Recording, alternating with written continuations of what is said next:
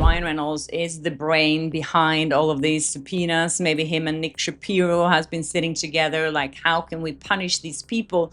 Lawyer just exposed Ryan Reynolds for leaking confidential court materials using a secret burner email before discovery even started, breaking serious federal laws. The scandal spiraled fast. Ryan Reynolds is now trying to bully the court to try to put financial pressure on Justin Baldoni. You were the ones who started the lawsuit. He's now banned from Blake Lively's deposition due to aggressive, manipulative behavior, and Disney's ready to drop him. His empire is collapsing. Behind the scenes, Ryan's more like a Hollywood Bond villain with a Wi-Fi connection and a burner email account. Let's rip this shiny image apart, because this story, it's not about superheroes, it's about sabotage. It all started with a burner email. Yes, a burner email. Not a slick agency brief, not a sealed court file, just a sketchy little Gmail knockoff. And what was Ryan using it for? Just sending confidential deposition transcripts and internal film footage to a third-party PR firm. You know, the stuff that's supposed to stay under lock and key during a federal court battle. And here's the best part. It was all leaked before discovery even began. Let that sink in. The dude didn't even wait for the court to request evidence. He just started playing legal Hunger Games behind the judge's back. Now, who exposed this? Not a journalist, not a hacker, not even Justin Baldoni's team. No, it was Mike Gottlieb, the very lawyer Ryan Reynolds hired himself. This man was brought in to help clean up the mess, and instead he took one look around and went, "Nah, I'm not going to jail for this clown." Ryan and Blake thought they could puppet string the courtroom, but Gottlieb cut the strings and lit them on fire. He realized fast he was being used as a PR meat shield to bury Baldoni's case and said, "Absolutely not."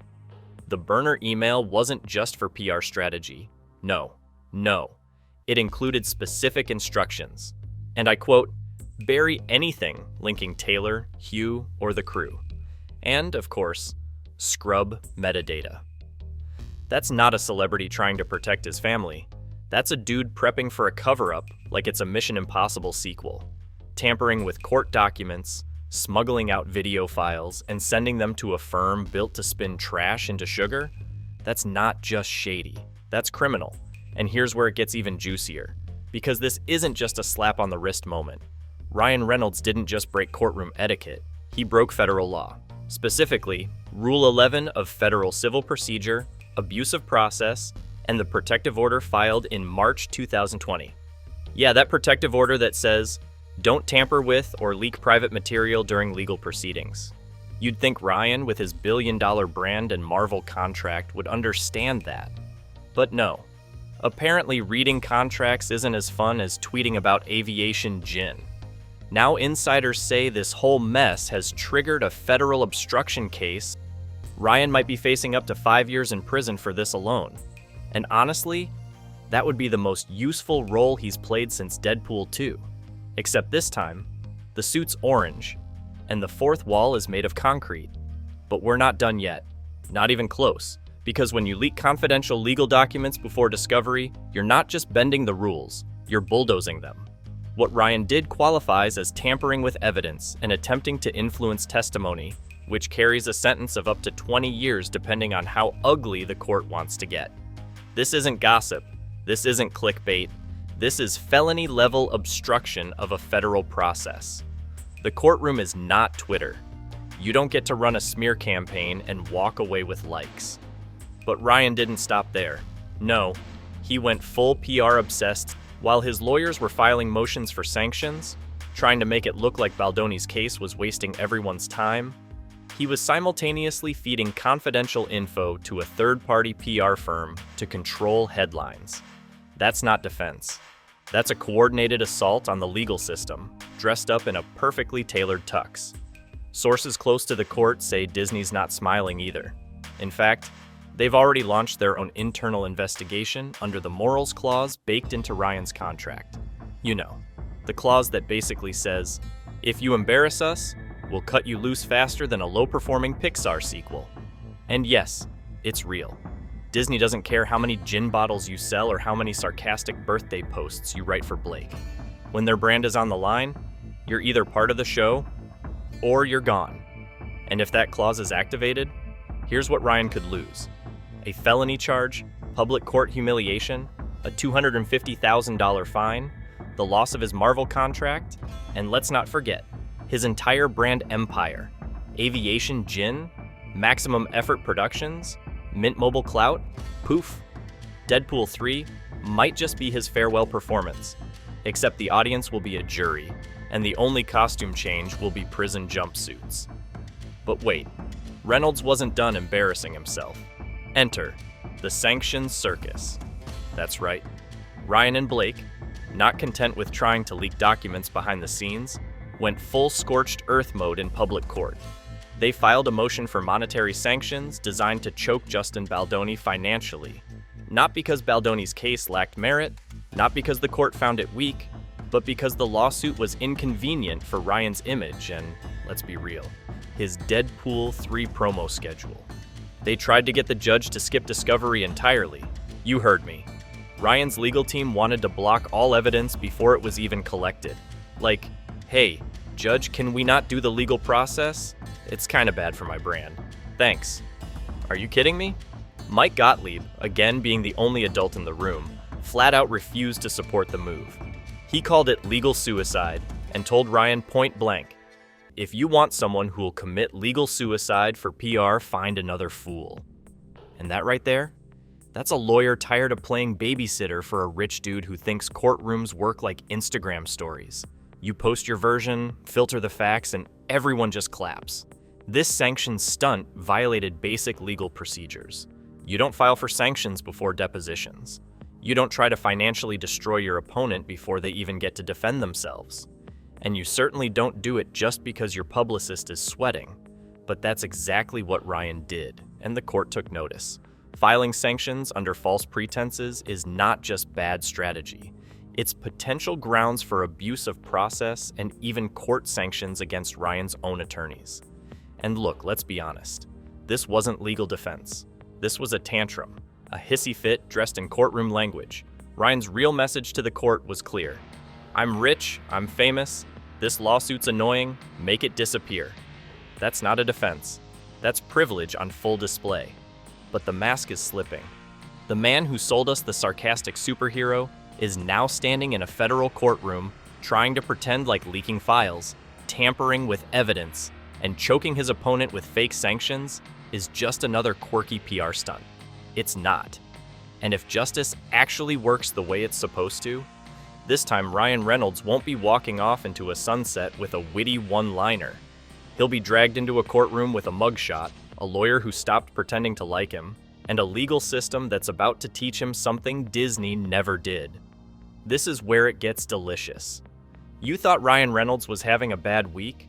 Let's zoom in on Disney's boardroom, because the corporate wrath of Bob Iger is about as warm and fuzzy as a cement pillow. Insiders say Bob isn't just annoyed, he's livid. And when the man in charge of a multi-billion-dollar global empire starts twitching over one of his top-shelf talents, dragging mouse ears through legal mud, that's not a warning. That's the studio equivalent of handing Ryan a shovel and pointing at his own grave. See, Deadpool 3 was supposed to be the golden goose. The perfect blend of edgy and family-friendly cash grab, complete with snark, explosions, and A-list appearances. But instead of hyping trailers, the press is flooded with court filings, subpoena scandals, and Blake Lively pitching shampoo while the internet accuses her of launching a subpoena war on YouTubers. Yeah, not exactly on brand for Disney's core values of magic, inclusivity, and definitely not a PR disaster. Here's the kicker. Ryan's contract wasn't even originally Disney's. It came through the Fox merger, which means he slipped through the cracks with all his baggage intact. But Disney? They saw this mess coming. That's why they've got a little escape hatch called the Morals Clause. In short, if you become a walking scandal and your image starts dragging Mickey Mouse through the sewer, they can cut you loose. Clean. No hugs, no farewell party. Marketing teams are freaking out. There's already concern that the Deadpool 3 campaign, something that should have been printing money, is now tainted.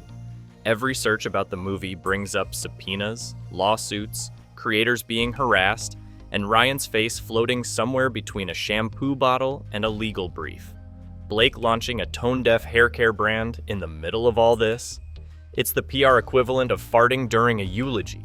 No one's laughing. Everyone's cringing. But here's where it gets extra cold.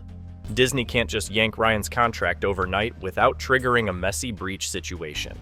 No, that'd make headlines they don't want. So instead, insiders say they're planning what's being called a quiet cancellation. What does that mean? It's brutal. You technically still have a seat at the table, but no one's inviting you to dinner. No new contracts, no renewals. You slowly fade out of existence until the only roles left are voiceovers for expired streaming deals. Welcome to Hollywood Siberia, Ryan. One insider even said it flat out. He still has a seat at the table, but no one's inviting him to dinner. And honestly, that's the most savage thing said in this whole saga. Forget the lawsuits. Forget the court drama. Being ghosted by Disney is how careers end in silence. Now let's talk about Blake and her subpoena rampage. Because what's a meltdown without dragging in the internet's favorite punching bag? Blake Lively's legal team didn't just issue a few subpoenas. They carpet-bombed the creator economy with 16 subpoenas, targeting big names like Perez Hilton, Andy Senior, and Candace Owens. But they didn't stop at famous YouTubers. No, they went after a literal astrology channel with just 300 subscribers. Why? Because nothing screams legal strategy like bullying a woman who reads horoscopes over court papers. It was never about justice. This was a textbook scare tactic, a move designed to shut down critics and send a message. Speak about us and we'll drag you into federal hell. Small creators were suddenly getting demands for their credit card data, banking info, private accounts, just for talking about the lawsuit. Not leaking anything, not breaking laws, just talking. One creator, Sash Flow, said it best. This is a threat to the entire creator economy. And she's right. If Blake and Ryan can subpoena anyone who dares question them, what's next? Instagram comments? TikTok memes? You cough the wrong way about Deadpool and suddenly you're in legal quicksand? And here's the hilarious part. Blake's own lawyer, Ezra Hudson, once gave a polished, professional lecture about, you guessed it, freedom of speech in the workplace. Beautifully ironic, right? Except when the subpoena scandal exploded, that same lecture mysteriously disappeared from her law firm's website. You click the link now, and it's like it never happened. Page not found. Just like their credibility. But guess what? The court didn't miss this. And now those subpoenas are under review for potential legal overreach, with direct reference to Rule 45 of Civil Procedure, which basically means Blake's tactic may have just boomeranged, hard, and just when you think this couldn't get messier, a federal judge swoops in and says, enough. Finished, over. No more fishing expeditions, no more bullying YouTubers for having opinions. The judge set a hard deadline. Document production ends July 25th. All motions to compel must be filed by August 1st, and by September 30th, every last deposition must be done. Blake's team tried to push back, of course. They pulled out the melodrama, missing audio footage, security fears, a 400-page motion trying to portray Brian Friedman as dangerous because of an entirely separate Vin Diesel harassment case. I mean, seriously. It was like watching a soap opera script crash into a courtroom filing. And the judge? He flat out ignored all of it. That 400-page filing? Useless. The court called it irrelevant and tossed it aside like the overcooked legal spaghetti it was. All Blake's excuses, location concerns, personal safety, no audio and film prep material, they were dismissed. Cold, clean. Just like Disney's upcoming Reynolds strategy. Bob Iger is ready to cut the cord. Disney's PR team is pulling fire alarms over Deadpool 3. Blake Lively turned subpoenas into digital grenades and launched them at creators for sport. Her lawyer erased her free speech lecture faster than Ryan erases blame. And the court? They've had it. No more extensions, no more excuses, no more games. The subpoenas? Dead. The deadlines? Final. The narrative control? Completely out of Blake and Ryan's hands now.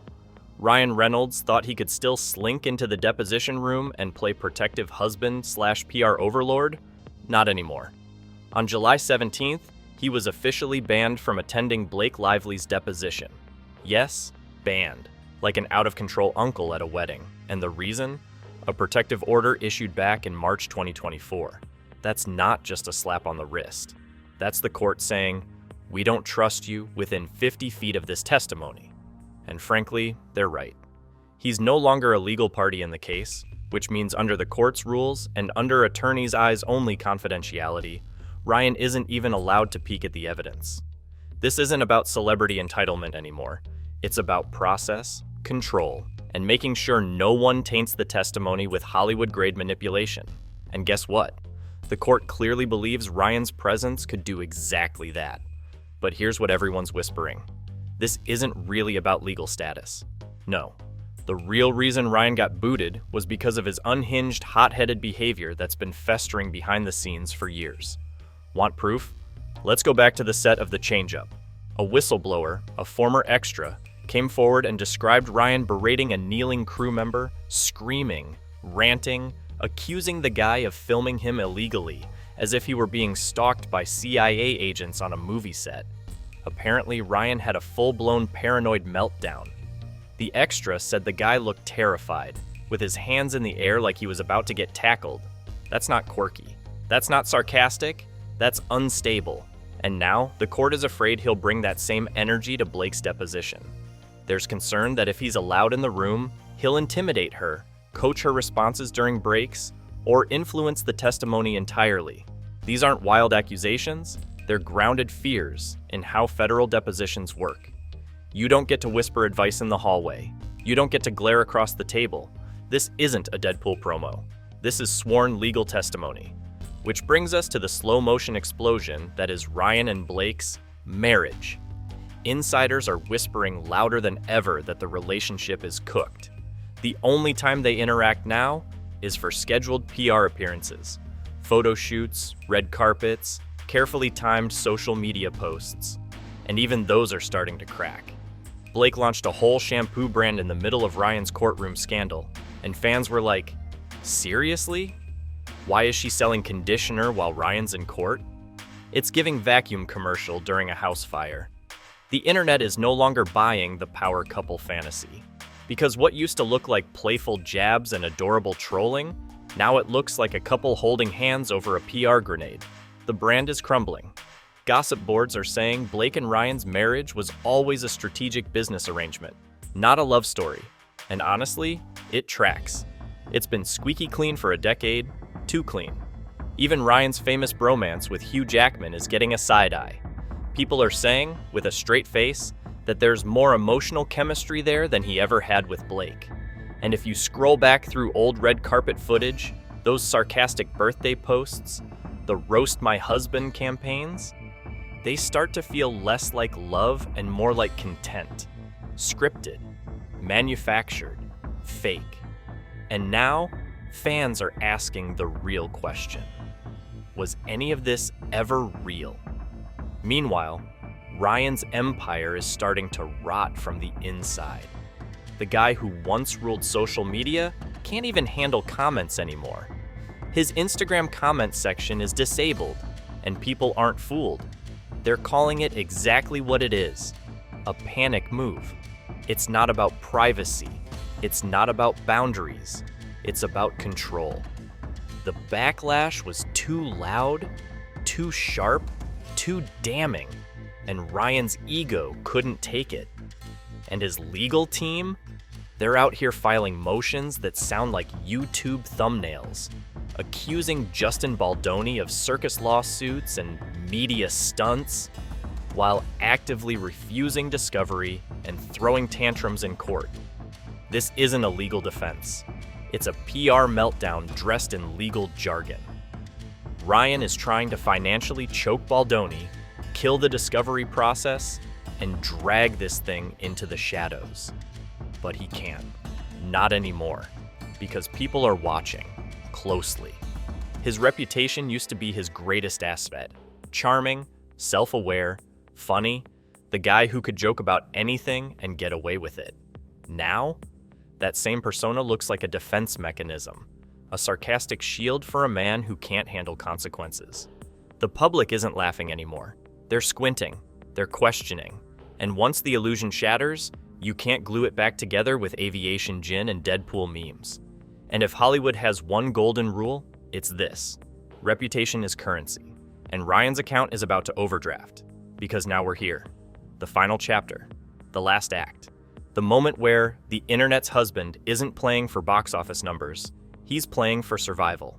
Ryan isn't fighting to win in court.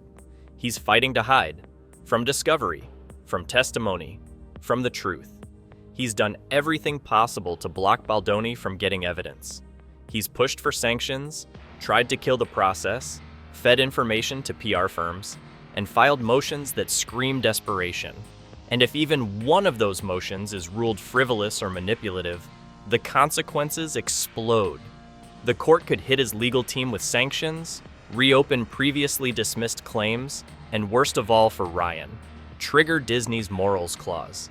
That clause has been hanging over his head like a guillotine, and every sketchy move he makes pushes it closer to dropping. One more misstep, one more judge-fed eye roll, and Disney doesn't just walk away, they erase him. Quietly, brutally, permanently. And while Ryan's team is tripping over themselves to spin the narrative, Justin Baldoni's investigators have already interviewed over a dozen staffers. The people who saw the drama firsthand. The people who watched the blow-ups, the breakdowns, the whispered threats, the early cover-ups. And according to insiders, the worst hasn't even come out yet. The press is circling. The creators Ryan and Blake tried to silence, they're louder than ever. Blake has disappeared from public view except to push her product line. And Ryan?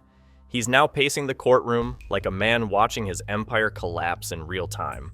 The fans aren't clapping, the internet isn't fawning, the headlines aren't cute. The brand? Shattered. The trust? Burned. And Ryan's still trying to spin the old narrative like it's 2016. But here's the reality. This isn't Deadpool. This isn't a bit. This is a collapse. And while the story technically ends in a courtroom, the reputation damage is forever. You don't come back from this with a clever tweet. You don't fix this with a charity event or another sarcastic joke, because the audience that once cheered is now watching in silence. And silence is louder than applause. If you want the truth they're trying to bury, hit that subscribe button, because this story's just getting started.